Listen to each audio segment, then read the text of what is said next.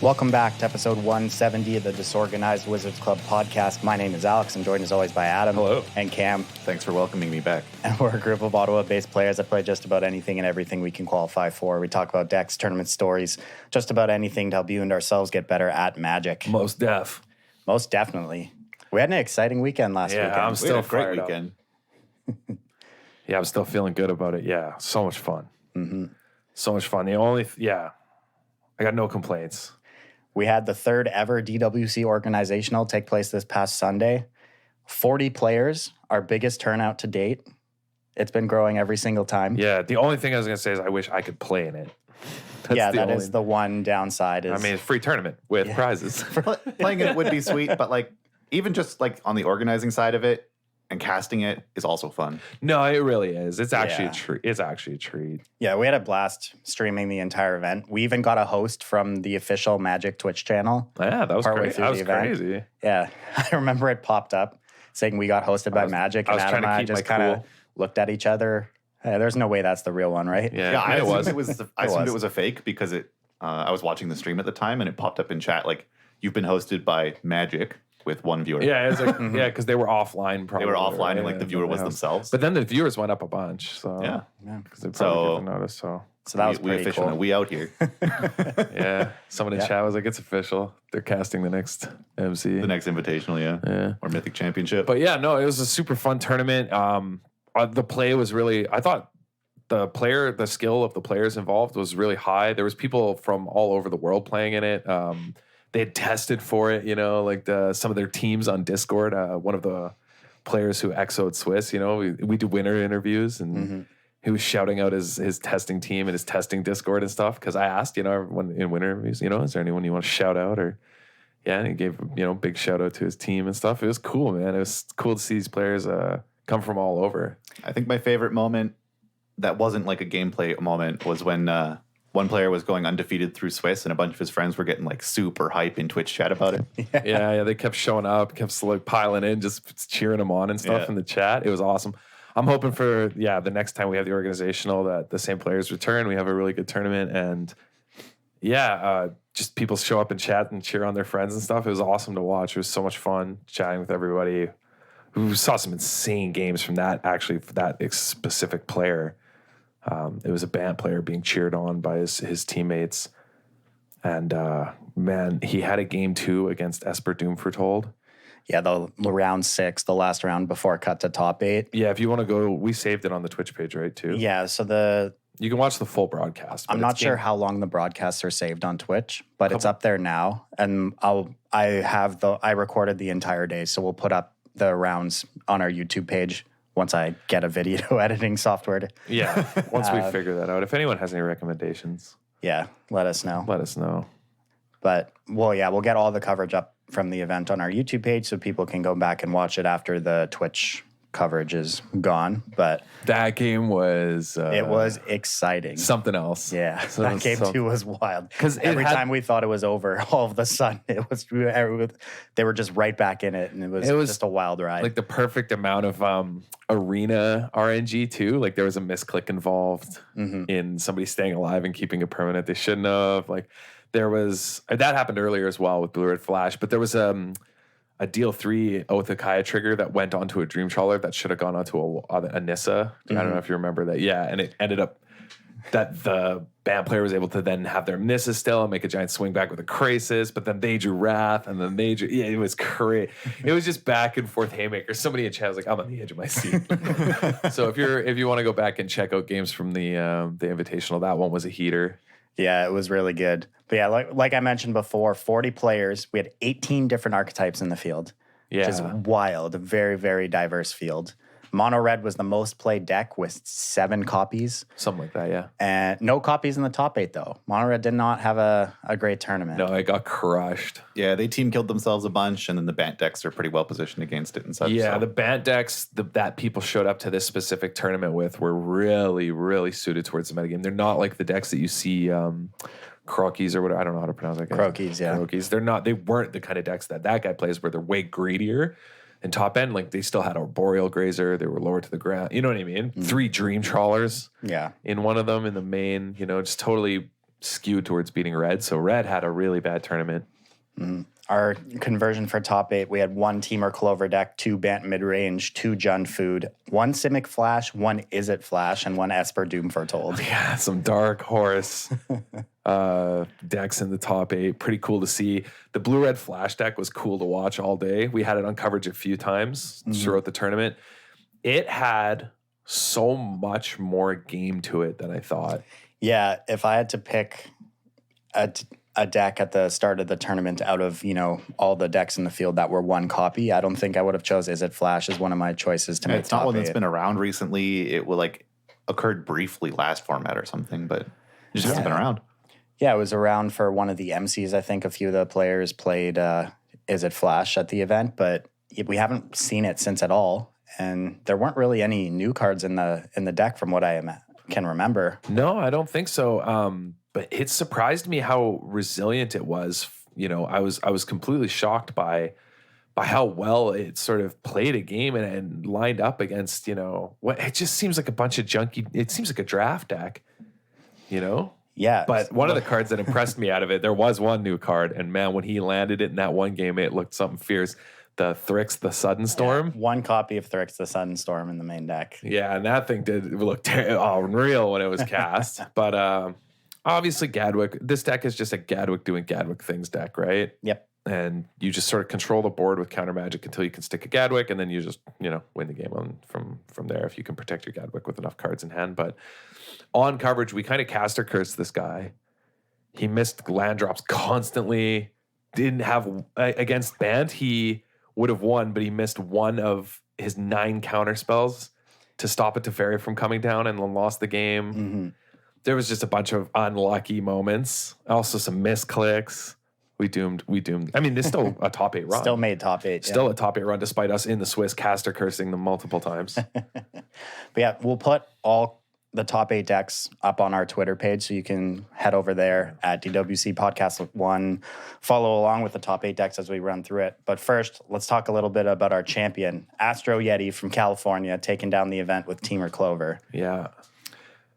This deck, I guess, the top dog going into the weekend. Definitely the tier 1 deck in standard if you're going in as well, if you're playing a lot of standard. I got us Astro Yeti played this deck really, really well. Seemed to understand all his matchups super, super well. Played clean, nice Magic. Only loss, I think, in the Swiss was to Black Red Knights. Yep. Which is a deck that in a winner's interview said he just could never beat in a million years. You just have no answers. I believe he started off 0-1 as well in the event. Yep. Lost to Black Red Knights in round 1 and then just did not lose again for the rest of the day. Yeah, just won out the tournament. Mm-hmm. Yeah, because there's no draw into top 8. But yeah, this deck looked great. There's a main deck Shadow Spear, which is one of the notable. Yeah, a change from, Aaron Gertler will be the person who took down the DreamHack event. This is almost his exact list. The one change in the main deck is Astro Yeti cut a land for a main deck Shadow Spear. Yeah. And then a couple changes in the sideboard. Expansion Explosion is a new addition as a way to combo kill really quick with a flinging a Beanstalk Giant. Yeah. Most of the rest of the sideboard looks pretty stock at this point, I believe. I'm not a big fan of Chandra, Awakened Inferno in these sideboards, and you see it all the time. I think that card's useless because there's too much life gain in all the other the decks that you wanted against. Mm-hmm. That they'd be able to get rid of it before 1 or 2 damage matters. Yeah, that's me personally. Funny enough, you would automatically think the 6 mana uncounterable Planeswalker that does continual damage each turn would be good against something like Blue-White Control, but it's just not even relevant. It's so weird, right? Yeah, because I thought, man, I'm going to build it. There was a point where I was like, when Blue-White was at the top, a couple weeks ago, right? Mm-hmm. At first, like a month ago, I don't know, time moves so fast now in standard, or it feels like it moves fast, but really it was only a couple weeks ago. Yeah. Blue-White was everywhere. And I was like, I'm going to go in, I'm going to farm some leagues. I'm going to go build this uncounterable, commence the end game, Chandra's. Just like Paradise Druids. It was like a thought experiment, right? Mm-hmm. But in my thought experiment, I learned that like Chandra just doesn't matter against control. I've had it in the sideboard of other decks too, like I don't know, Gruul or like whatever. I've tried it, and it just doesn't really matter against blue-white control. It's just not the day. Yeah, it's so weird, right? It's so unintuitive. You think it'd be good, but otherwise, I love the Teamer Clover list. I think this deck is just tier 1 deck right now, but it's hard to play. Yeah, speaking to the play patterns of this deck, because I mean, after Astro Yeti crushed our tournament, I took his list and tried to play some games. And I felt like I wasn't, I guess, pivoting between the resources in this deck properly. Like, this deck can end up with a ton of cards through copying Granteds with Clovers and through your Edgewall Innkeepers drawing a lot of cards. But I found that the games where I had overwhelming card advantage, my board was like Edgewall Innkeepers and a creature and a Clover. And the games where I had like a good board presence, I had like a Bone Crusher and a Lovestruck Beast and no cards. And I like could never quite bring the two together like smoothly. And I was just sort of losing on one axis or the other while being overwhelmingly ahead on resources I couldn't use. I don't know. I like can't figure it out. Got to ask him for tips. Yeah, I should. Get him for some coaching. Yeah. If you are looking to learn this deck and figure it out, actually, Aaron Gertler, the guy who won DreamHack, streams a lot of the deck. And I found watching his streams have been really helpful. He talks about it a lot too. And that's even what Astrietti said in his winner's interview. He said he just watched Lil B play it and learned how to play it from him. He said he still plays it the best out of anybody kind of thing. And he's very good at explaining every turn what he's thinking about. And I've found his streams very useful. So even if any listeners are looking to pick up this deck, I would definitely search Aaron Gertler on Twitter and follow his stream because it's been really beneficial for me learning the deck anyway. Look at us out here just shouting out other content creators, just trying to build this, healthy community, this, utopian space. Non-competitive, non-compete, group of competitive players. Moving on to our second place finisher, Ugly Red, returning DWC Organizational #1 champion. Yeah, from the first one, correct? Yeah, from the very first Organizational with a second place run this time. Jun Food. His list, pretty interesting. 4 Agonizing Remorse, 2 Massacre Girl, 3 Corvold, 1 Liliana. We have God Eternal Bontu in the main deck for that Splinter Twin kill with Mayhem Devil. If you want to see if you watch the full coverage or you were watching coverage, there was multiple times where Alex and I and the Swiss were casting and we thought, let's jump over to one of our other players actually in the event and see what they're playing on Jun Food. And every time we came in, they were Splinter Twinning their opponent with Bontu and 2 Mayhem Devils. It was always double Mayhem Devil as they were resolving a Bontu and sacking their entire board. It happened twice. We just got in right at the end of game 1 as he cast Bontu and sacked all of their permanents to fireball their opponent. It was amazing. Yeah, I was talking to him in Discord shortly after those games because I was like, that was like a sweet combo kill. And he's like, I was like about to cast Bontu, and then Stelly messaged me, so I waited until we were screen sharing.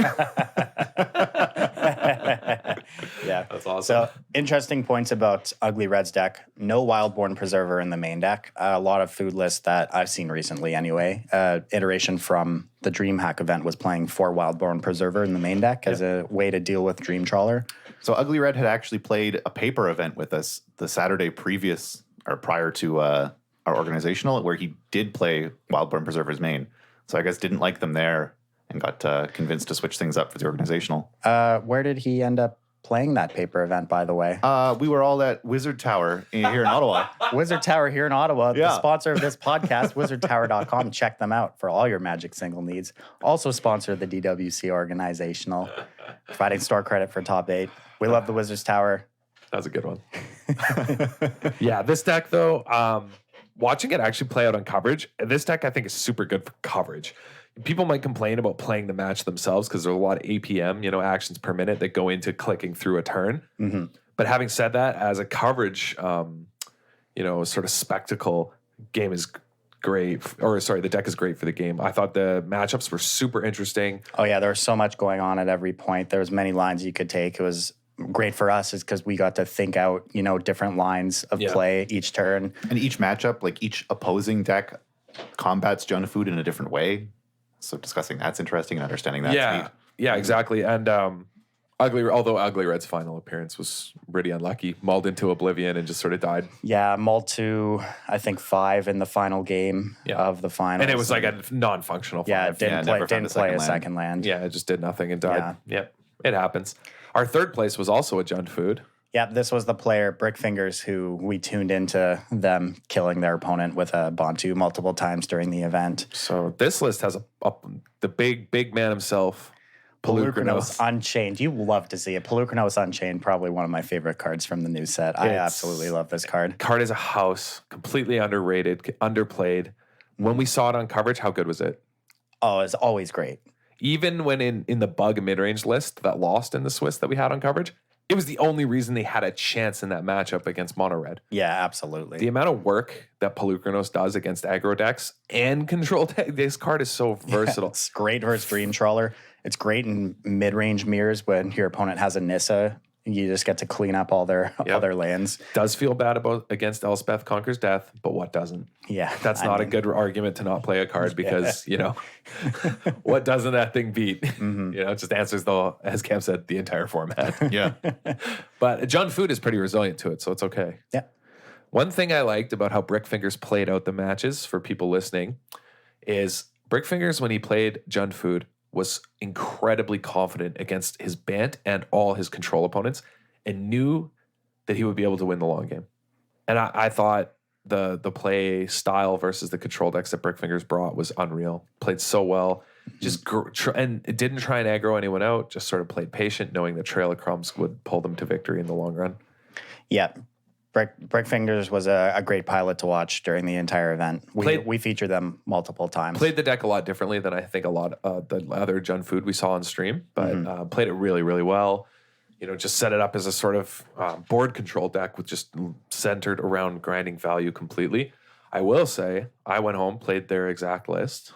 I'll try it out. And I got stomped by Blue-White, which, Brickfingers was stomping control decks throughout. But what got me is I had run out a couple trails and a couple Witches Ovens. And I got Heliod's Interventions for 5.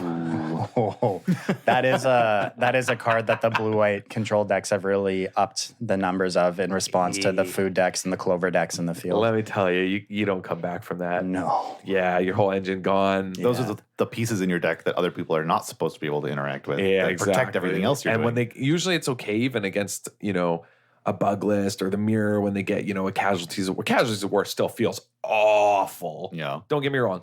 But usually you have multiple pieces by then, hopefully. Like you have a second trail, like you're not just locked out.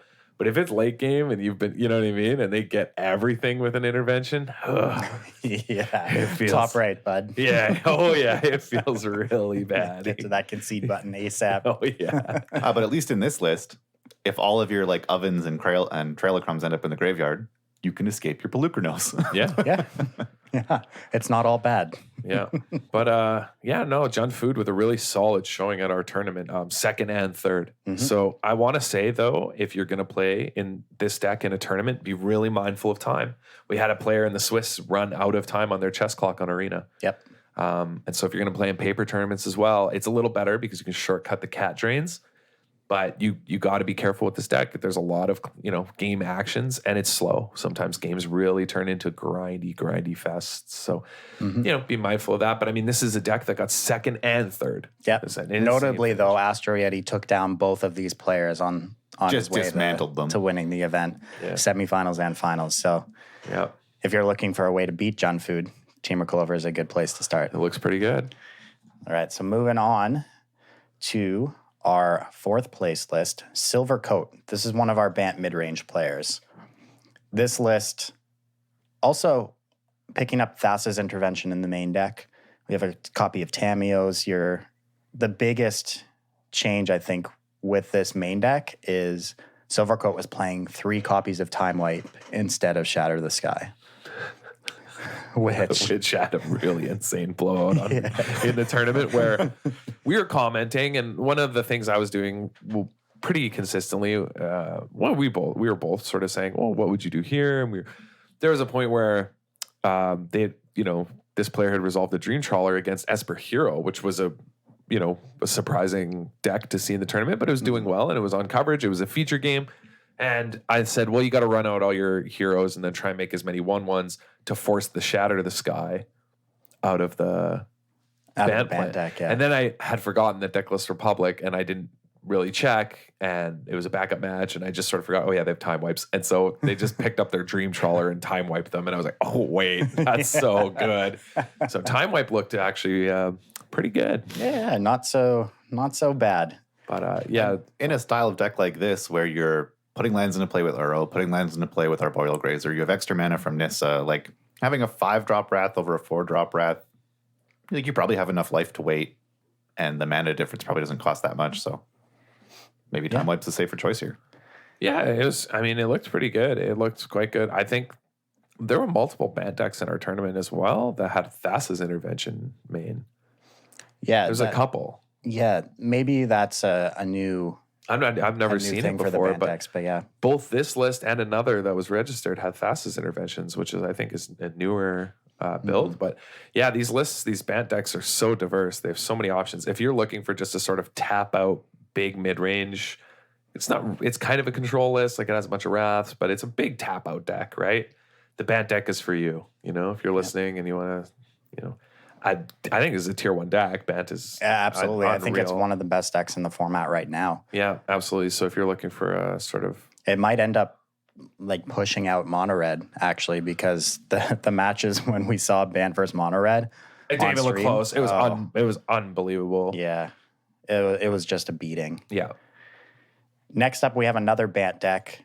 Lidx, our one undefeated player from the Swiss, unfortunately falling in the quarterfinals. The run but came after to an end, an insane Swiss run where they Tyler was their name, I think. People in chat just kept yelling it over and over. That's how I know. Yeah. Just absolutely smashed in Swiss. Yeah, and out of all the Bant decks in our field, this one I would say is the most stock. You know, you have your 4 Teferis, your 4 Nissas, 3 Grazers, 3 Trawlers, 4 Krasis, 3 Uros, 3 Shatters, 4 Growth Spiral, 3 Elspeth Conquers Death. It's clean, you know, no fancy one-ofs in this main deck. It's just all, you know, stock all the way down. This is just a well-oiled machine. That's what this was in Swiss, too. Mm-hmm. Yeah, and he ran the tables, crushed everybody. It didn't even look remotely close. We had this player on coverage as either a backup match or the main feature match for a few times in the Swiss. Yeah, in the later rounds, yeah. Because they were undefeated, and it was just a stomp. It wasn't even close. So, yeah, big shout-outs to Tyler for an insane run. Yeah, deck looked very, very good all day long. And, I mean, maybe this is a reason that you don't have to do these fancy things. You don't need the tech. No, it seemed like this list. The only thing I would add is maybe you don't need the 4th Mystical Dispute. You could have a 3rd and have a Heliod's Intervention for food. You know, because food seems like it could be a big problem for the Bant deck. And it was. I think he did lose to food in the top 8. I'm pretty sure that was the loss, right? So, yeah, I mean, that'd be something to be mindful of.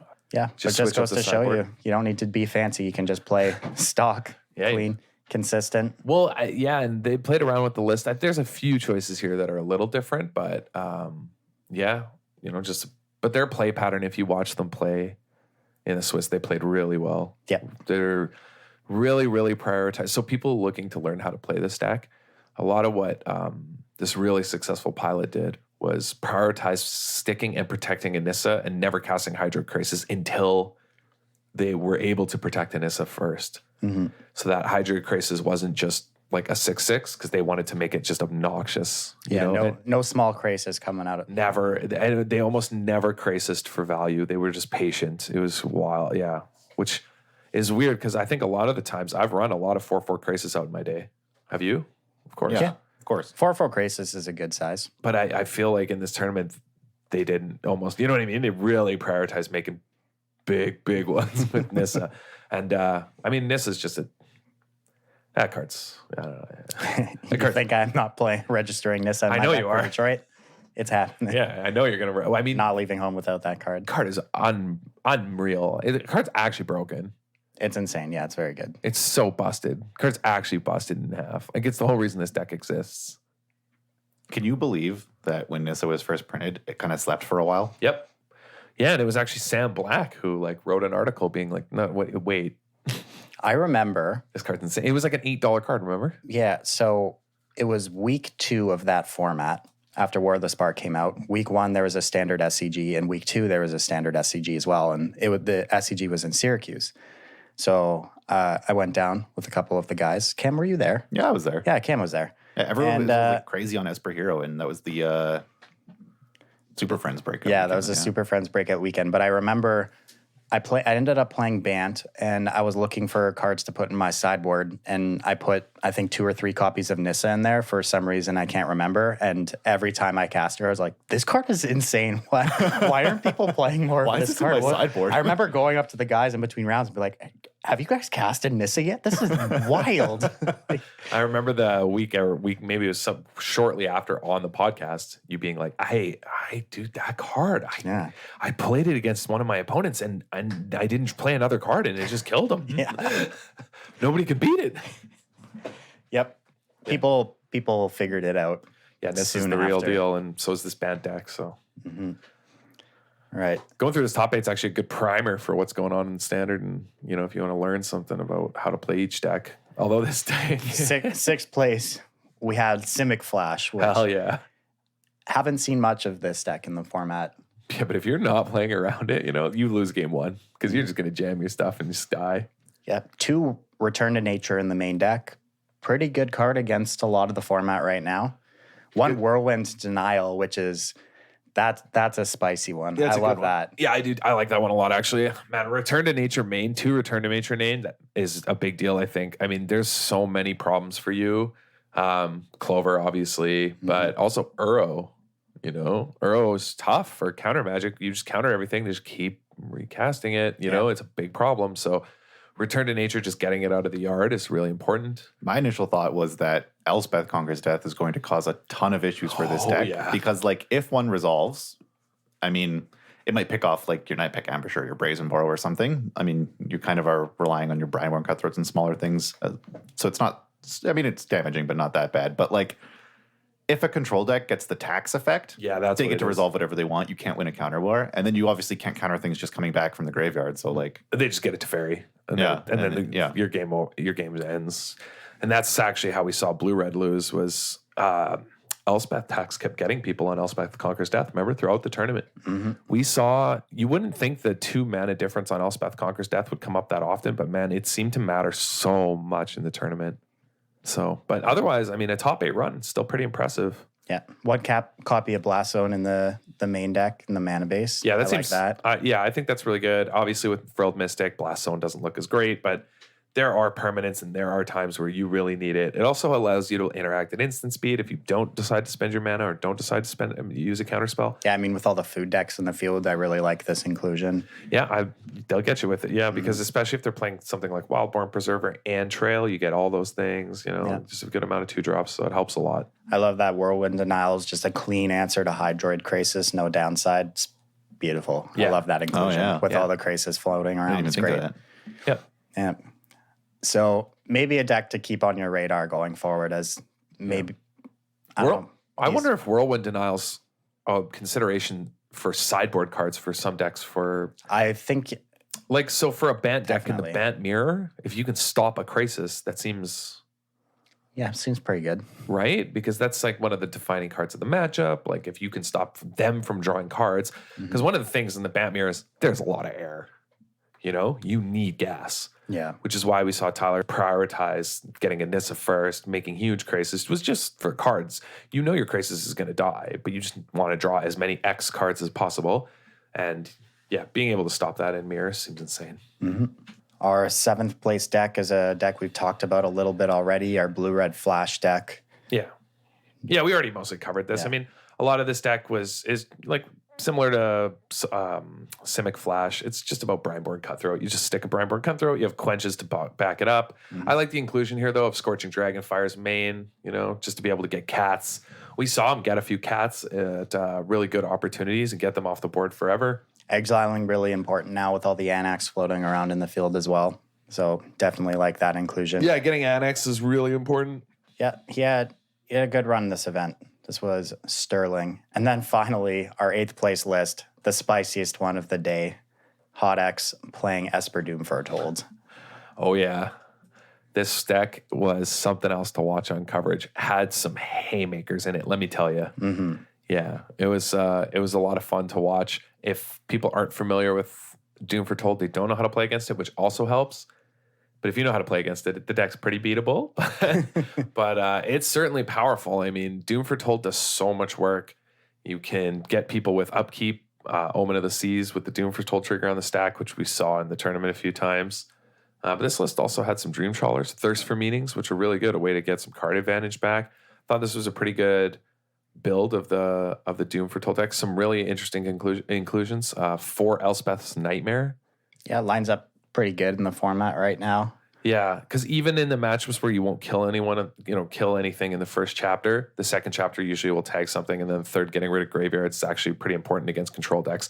So even though your Elspeth's Nightmare in game one seems dead, you're probably going to duress them and then get rid of their graveyard, which can help. Yeah, you're going to stop get Elspeth. value out of probably 2 out of the 3 abilities in most matchups. Yeah, exactly. So it's actually pretty good. And then post board, you can just get rid of it if it's bad in the matchup. So I was pretty impressed with it. The only thing I would say that I would like to see in the Esper Doom Foretold list that isn't in this list is an Elspeth, Sun's Nemesis. I think that card is insane in Doom Foretold lists. Mm-hmm. Yeah, you were telling me about this because you can like tick it down twice to make 1/1s. It's a permanent then that while it can't do anything, you can sack to Doom Foretold and then recast. Yeah, and then you just escape it. Yeah. So it synergizes really, really well with your Doom Foretolds. I do like that as an alternate win condition outside of, the Doom Foretold tokens and Dance of the Mance, because I found we saw this player play against Bant midrange in the final round of the Swiss portion of the tournament, and it seems like they just couldn't win fast enough, or there was a lot of games that they just couldn't win, period, because there was board wipes out of the Bant midrange deck. So a huge Dance of the Mance wasn't just an auto win in that matchup. Yep. And so, Elspeth Sun's Nemesis is a huge inclusion. Mm-hmm. Sure, you can get it. Elspeth Conquers Death, and that sucks. But, you have a lot of targets that get Elspeth Conquers Death, right? That shouldn't be fair. I agree. She should be immune to Elspeth Conquers Death. But you can play 2 copies. There's no harm in playing 2 copies. I play 2 or 3 usually when I play Doom Foretold because it's so powerful, simply because of... but I play Treacherous Blessing, and this version doesn't, right? But with Treacherous Blessing, it also just gaining life if you need to from the Elspeth can be really good. Elspeth is really good in the meta right now. I've even seen blue-white control lists moving to adding Elspeth Sun's Nemesis as a one-of to increase win conditions because it's so versatile. It pressures opposing planeswalkers. It's a win condition. It gains life. It blocks versus mono-red. Elspeth Sun's Nemesis is really, I think, an underrated one-of in a lot of decks, and I would have liked to see it in this list, but absolutely, having said all that, absolutely love to see a Doom Foretold list top 8ing doing well. It was a really exciting deck to watch. It was on the coverage. Most exciting deck to watch on coverage, absolutely. Mm-hmm. Yeah, that wraps up our top 8 from the 3rd ever DWC Organizational. Great event. Looking forward to the next one. Can't wait. What's the next set? Layer of Behemoths. We're going to see some humongous beasts. Hopefully we can get a tournament before then. Into each other. I don't know. I don't know if I can wait that long anymore. It's too much fun. It was a blast. I had such a good time. That's what I'm saying. I feel like we got to start doing it more. I don't know. But at the latest, we'll have a tournament in Ikoria. Yeah. So be on the lookout for that. DWC Organizational number 4 coming to you soon. Months. Yeah, and by soon, not that soon, but kind of soon. Yeah. And if you want to check out our deck list, they'll all be on the Twitter, you said? Yeah, I'll put them up on our Twitter page when I post this this episode. They're on Smash GG, but good luck navigating that if you're a listener. It's easier to just go to our Twitter, give us a like, give us a follow. Just easier for you. Exactly. Streamline your social media experience with us. Yeah, exactly. Yeah.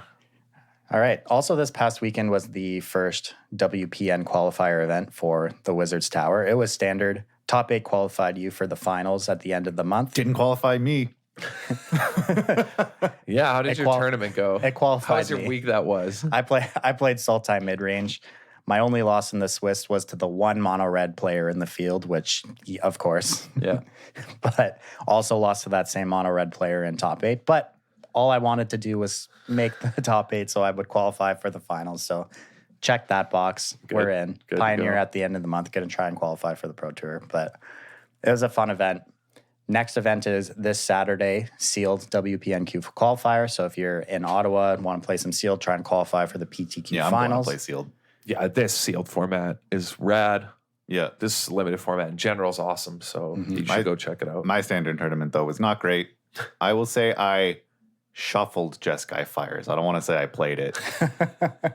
Go on. But I was shuffling Jeskai Fires cards. I scryed, Sphinx of Foresight, I scryed. I played Taplands, I scryed. Whoa. Let me stop you right there. You had Sphinx in your opener? A couple times. Must be nice. Literally never happened to me in my entire life. Remember when I played it at the PTQ that Andy Peters won and he was like, Sphinx is the truth. I was like, shut up. I was like mad because I was just raging. I was like, literally never drawn this card. It didn't help. I kept a 2-lander that had like Deafening Clarion, Teferi, Fires, a Cavalier, and a Sphinx. So like that hand's just nuts. Yeah, that hand's insane. Scryed 3. Couldn't find an untapped land. Played my like Scry land. Didn't find an untapped land. Like had a couple draw steps. Like then it got attacked with a Robber of Rich. It took my Hollowed Fountain. Drew. Not an untapped land. Just missed my 3rd land and died to red. Well, robbed. Yeah. And And the rest of the day was like similar. Just like dysfunctional draws. Like having to maul a bunch because like your opening hand is like 3 or 4 lands and Cavaliers only. Yeah. That deck's not fun to play. I just low rolled all day and went 0-3 and dropped. That deck is so RNG. We talked about it last week on the podcast. That deck is the one deck in standard that I feel is so heavily RNG that it's just variance. It's just Probably just variance. I feel like, I don't know, man. I played a lot of that deck and I just feel like none of my decisions matter. I don't know. Like it just, but like when you smash, you smash. And when you lose, you lose. Like the highs are high, the lows are low. Like, I mean, I did resolve Fires of Invention. I did use it, but like the inventions I was using were like the stuff that show up in infomercials on late night. Like an avocado peeler or whatever. Or was it a mango peeler? Is that what like a mango peeler, or it's like some weird bowl that like holds other bowls for you. I fucking know. Yeah, I don't know. That deck, I can't win with that deck. I don't get it. I think Fire's time in the meta has come and passed. I think. So I do think if you're going to insist on playing it, you got to play a bunch of Elspeth Conquers Death. Yeah, why is that not in that list? Yeah, I played around with fixing the list to try and make it, I don't know, better. Mm-hmm. And I added a bunch of Elspeth Conquers Death. Oh, yeah, now we're cooking. Like you have Teferi, it lets you like bring back threats that your opponents answer, and you can just like keep saying, I don't understand why they're not playing the best white card in the format in their white deck. I mean, are you talking about the Worlds decks? Is that what you based it? Every Fires list I've looked at doesn't have Elspeth Conquers Death. Some have a couple. Well, if you that had one head has two. over to the Dream Pack page and I looked see. at the second place list from Zapgaze, that Yeah, no one from cares about random DreamHack, dream hacks. you would have found 2 ECDs in the main deck. Yeah. Yeah. Lower three. Yeah. I mean, well, I've seen a lot with one. We looked at this before. Yeah, it has a God of Ketra, which I don't know how I feel about. At first, I thought it was probably good, but I'm torn. I can't decide if that's good.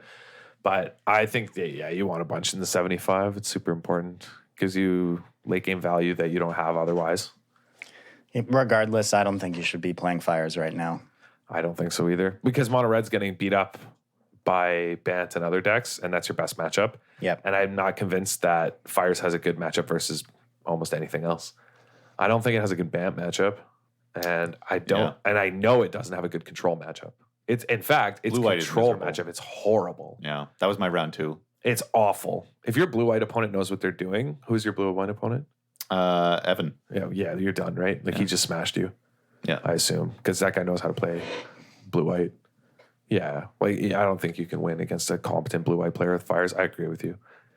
But on the plus side, there's a billion other decks you can play in standard Yeah. that are RNG, dependent like Fires. Mm-hmm. Yeah, that you get to make a lot of decisions. A lot of, if I do this, then what's going to happen, Oh, speaking of that, sounds like you're thinking about some decision making in Magic the Gathering. Yeah, I was reminded of one from the coverage about an if then that got gooned by the Brine Board Cutthroat. I don't know if you remember that. I do remember that. We'll talk about. I'll let Cam introduce this topic though. Yeah, so our topic today is about sort of decision making in Magic, but more specifically how you can compartmentalize options into cases and analyze each case at a time, and then find like a unifying play that's good in all cases in order to give you a method for thinking through how to make a decision in each scenario. The idea being that each case is an what if my opponent does that? What if my opponent does B? What if my opponent does C? And in each of those cases, you figure out like, well, then I can do this, or then that will happen. And it lets you understand what you should do to prepare for those eventualities in all cases. Yeah, it's sort of an algorithmic thinking process, right? Trying to get you to think in this fashion. 'cause it's sort of the defining feature of playing Magic, and just looking at some examples across, some different formats to help you think through just simple sequencing decisions, because all your sequencing comes down to these sort of if I do this, then this happens decision making. So we just wanted to take some time to get you to start thinking that they don't have to be this complicated when we talk about something like algorithmic. We're using like some big fancy words here, but it's really not that complicated. Yeah, it's just ways that you could, like, all of these, I don't know if rubric's the right word, but all of these like mantras and stuff that people say that they use to play Magic, all these sort of streamlined things like Bolt the Bird, or all of these things come from someone having done this if-then analysis. Like, if I don't bolt the bird, then I'll be able to bolt whatever they play with it. So I'll kill the first thing that they use. But then their bird will still be there, and they will be ahead of me on mana for the rest of the game, which isn't as good as if I bolt the bird, I have to find some other way to deal with their next threat, but we're even on mana, which is better. Yeah. Yeah, and sort of breaking these down to smaller examples that are helpful to you in current, examples, something like standard,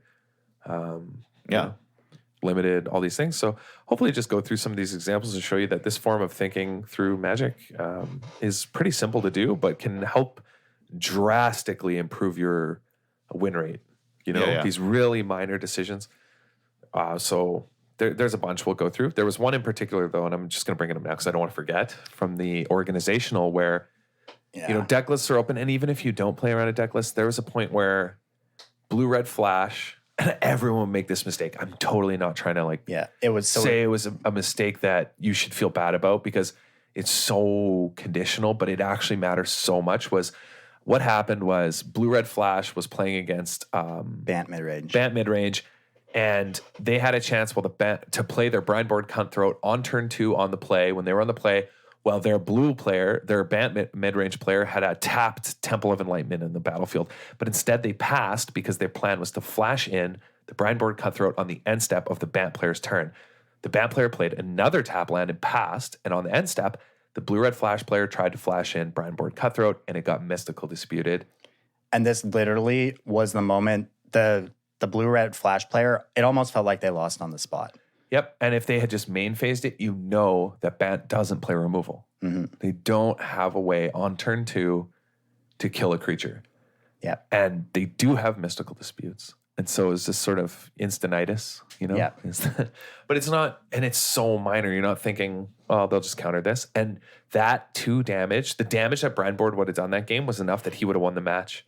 Yeah, he would have won that game 100%. Yeah, that was how the rest of the game played out. Yeah, well, then that was the game 3 too, I believe. I could be wrong. I'm not sure. I remember the games, but yeah, either way, the percentage of just this one, decision of, well, if I do this now versus if I do it on their end step, how much does this change? But we tend to sequence our early hands, our early plays, and these really just sort of typical, as Cam mentioned, sort of these heuristics that define how we play the game, instead of thinking quickly about, okay, hold on, like if I keep this hand, what am I doing with it? When am I doing it? Right? Yeah. And if I hold up this Brindboard Cutthroat to cast it on my opponent's end step, and then my opponent mystical disputes it, can I still win, or do I want them to do that? Because then they still have a mystical dispute. Like, I'm assuming they have, because they have 4 mystical disputes, they boarded in.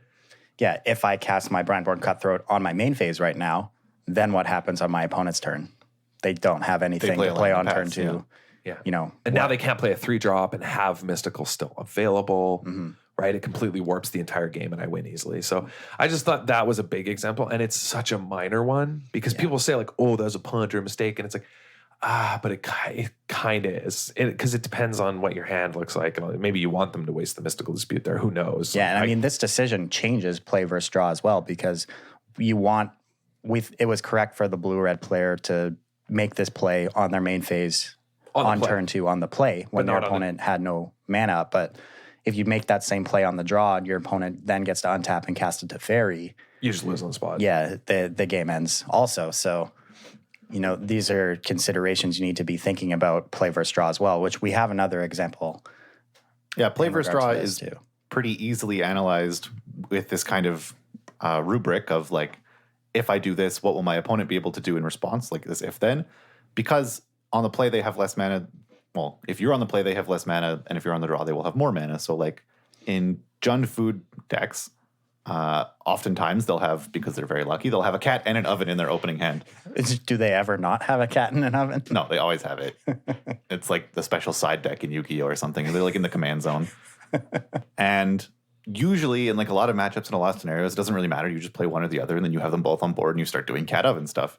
But there are potential scenarios where the order in which you cast these matter. And so if you think it through, like if I am on the play and I play my cat first, then my opponent will have 1 mana on their next turn, which is not enough in standard to deal with a cat. I will get to attack them for 1, then play an oven, and then I'll have my combo, I'll be safe. If on the play I play an oven first, then they play 1 land, then I play my cat, then they have a second land, and I don't get to attack with my cat before I have to start protecting it.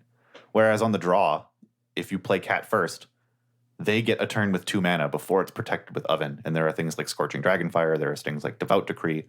So you are unnecessarily making your cat vulnerable. Like that window where it could attack, like the idea of playing cat first is that you get an attack in the next turn. But that window isn't there as wide or at all if you're on the draw. So it's like an unnecessary risk. You're giving your opponent then they have a chance to remove it that you don't need to. Yeah, this kind of sequencing comes up a ton in standard. You see it with, I think, probably the most difficult to play deck in the format, which is Clover. That if you just sort of run out your cards in this sequential order, it allows your opponents to interact with them one at a time. Whereas if you sort of wait and try and get value from Clover, you sort of save the adventure portions, to generate value so that it appears that you're sort of casting multiple spells per turn. Then your deck becomes really hard to interact with. But it's one of those decks that if you just play it in sequential order, you're just playing a bad. Yeah. You're basically playing a block constructed deck when you cast it that way. I mean, it is a block constructed deck, but it plays like a block constructed deck if you just run things out in that sequential fashion. I think all three of us have played around with this deck and can sort of come to an agreement that it is quite difficult to play optimally. Yeah. It can even be things like I have nothing to do on turn 3, or like I could just play a Bone Crusher as a 4/3 on turn 3, but I also have a Beanstalk Giant. So maybe I'll ramp because that seems like a more efficient thing. I know the deck's mana hungry. But then it ends up being that if I cast this Beanstalk Giant now for 1 land, I will eventually draw a Clover and then not quite have enough mana to take advantage of casting adventures and creatures, and then sort of fall behind in some sense time-wise. Whereas if I play a 4/3, my opponent has to spend time answering it, or it's going to hit them for a bunch. And I can wait until I have a Clover and Beanstalk Giant for multiple lands, which will then give me enough mana to play my late game, which is very mana hungry. And so it's this we have other examples of this too, but it's very much like if I use this resource early for a minimal effect, I will find that I'm out of resources later. Yeah, the Clover deck is a really good deck to talk about this kind of thought process too, because there's so many decisions beyond just what you've already talked about with Clover, but also your draw engine with Edgewelling Keeper. You don't always want to just run it out early. If you're in the next couple of turns, you don't plan on actually casting a creature from Adventure, because the cards you're going to draw off Edgewelling Keeper are very important if you say you don't have a Clover in the early turns of the game, because you lose a lot of power in your draws there. Also, yeah, chipping in for 2 or 3 damage and then having it die is not worth it. Not as important as drawing, 2 to 3 cards later in the game. Also, your huge draw spell, Escape the Wilds. You really want to maximize that card because of how mana hungry your deck is. So it's almost never correct to cast that card on turn 5 when you've played your 5th land, because you want to fully take advantage of being able to put 2 lands into play after you cast it, so you can hold up an adventure spell like a Stomp, or cast a Clover, or cast a Petty Theft. Yeah, absolutely. And because of how many decisions you have each turn and how mana hungry your deck is, you really want to be able to play all of the lands you find off of that spell. So it's another consideration. If I cast my turn 5 Escape the Wilds, I can play 1 land and then I don't get to hold up anything. Maybe that turn it's really important to be able to have 2 mana up to be able to cast something on your opponent's turn. And if you just cast it on turn 5, you don't have that option. Whereas if you wait a turn, then you can do it. So mentioning being able to have appropriate mana up for resources that you could find during a turn is actually a perfect example of this if-then thinking. And someone who really needs to hear this and who often loses games because they don't think this way is the Arena Auto Tapper. This is maybe the perfect example that everyone has experienced. You cast a draw spell with Arena Auto Tapper, and it does not in any way think about what could be drawn. Well, yeah. And so it taps like 3 black mana and a blue, and you draw like your double black card, and you have a blue up. Yeah, or this is just an arena tip, actually. It'll always leave up your castles. Yeah. Even though you literally have cards in your hand that... Yeah, it'll tap dual lands and not castles because they have like an activated ability. Yeah, it prioritizes activated abilities, even if you couldn't possibly activate those abilities with them because you don't have nearly enough mana, but could cast a spell in your hand. Yeah. If it didn't tap your dual lands, but it won't. Like, it'll always prioritize leaving up the castle lands, at least in my experience. Yeah, and this is something that like has become a habit for players in Paper, and you should also therefore be aware of in Arena. Like, when you are casting a draw spell and deciding which lands to tap, you need to consider, if I draw this, will I be able to cast it? If I draw that, will I be able to cast it? Yeah. Like, so then just contingency plans. Right. So if that's the case, then what should I tap so that which spells could I cast in this situation? Like, is there anything I'm even looking for? Right. And if I find it, can I cast it? Do I want to cast it? These are all things you should be looking for. These are what make people rankled about slow play, right? When people draw a card and then tank for 10 minutes. Yeah, you should have been thinking about like that you could have drawn that card and how you'd use it when you tapped the lands to cast the effect that drew the card. Yeah, absolutely. Yeah, you should be thinking about your outs and your sort of sequencing, right? I mean, this is a mulligan decision issue too, right? Yeah. But I mean, it's not just standard. You see this situation, right? This sort of, playing war. Is that the card game?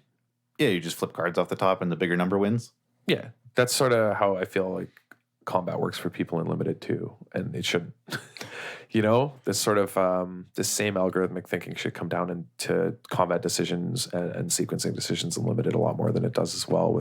You see it in limited, and the reason I say this in limited is you see it with combat tricks, right? Yes, and you see it with how people sequence their combat tricks and their blocks. I thought you had a really good point about this. So some of these examples that we've been talking about, like Cat Oven or Clover, might sound a bit simple, or like we're elaborating on them for a while. And it's because they happen so often that they get figured out.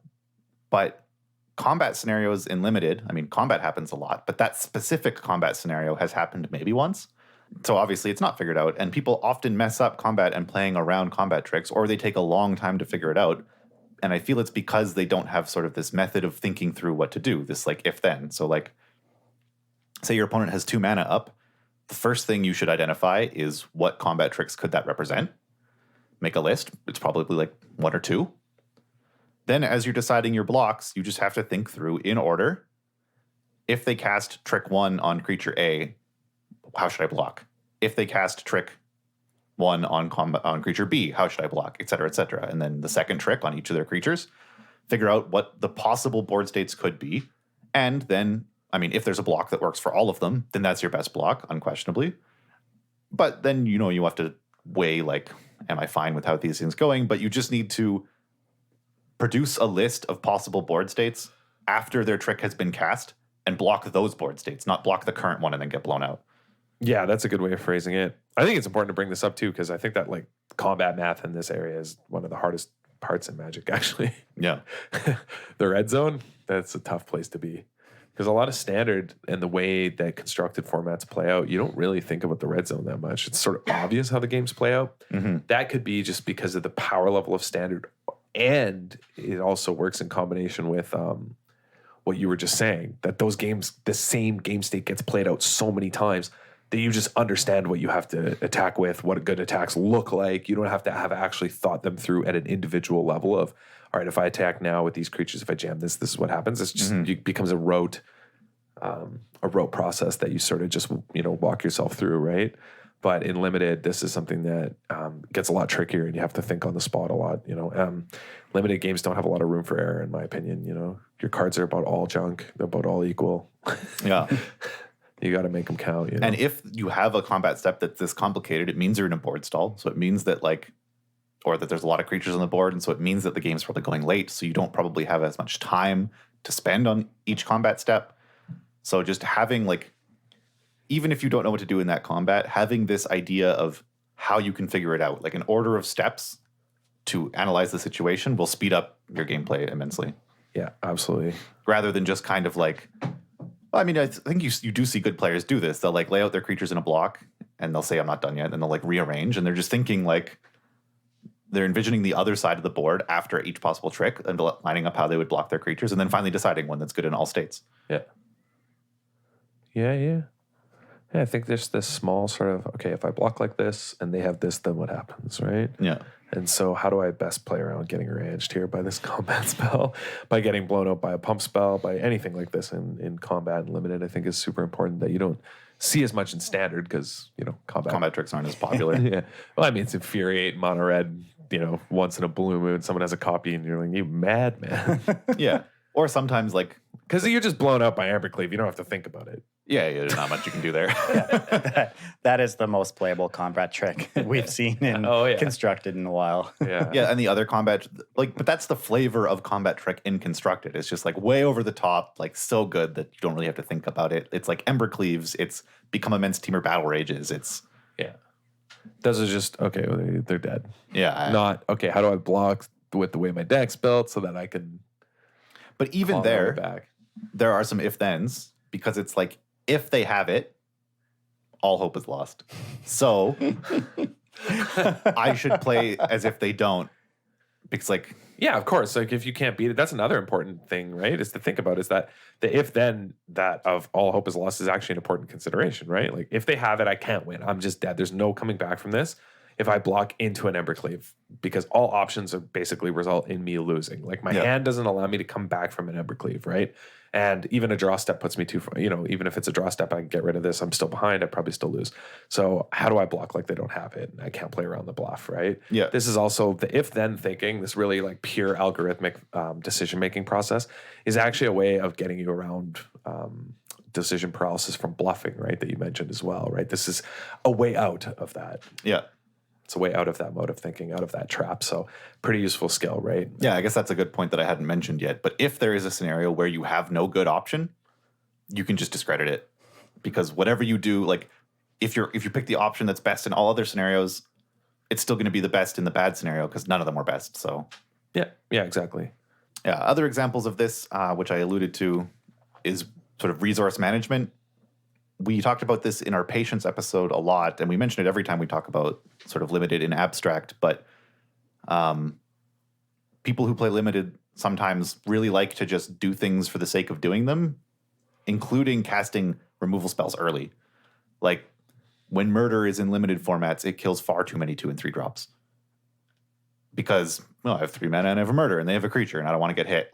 I'm using my cards. I got to stay even on board. It's a, board state format, which is true to an extent, but they're not considering the concept that most limited decks have 3 to 6 removal spells. So if I use my Murder here, then I likely won't have a removal spell for their 4, 5, and 6 drops that they're going to cast. Yeah, of course. I got another one for you actually As compared to if I don't use this Murder, I'm going to take 2 to 4 damage from this 2 drop, and then I'll put a creature in front of it. Yeah. And so it's just a failure to consider what happens if I cast this, what happens if I don't, and realizing that not casting it is vastly superior. 2 comments. I got kind of distracted really heavily there by the most limited decks have 3 to 6 removal spells. I was like, wow, how lucky are you? Yeah, or less. Yeah.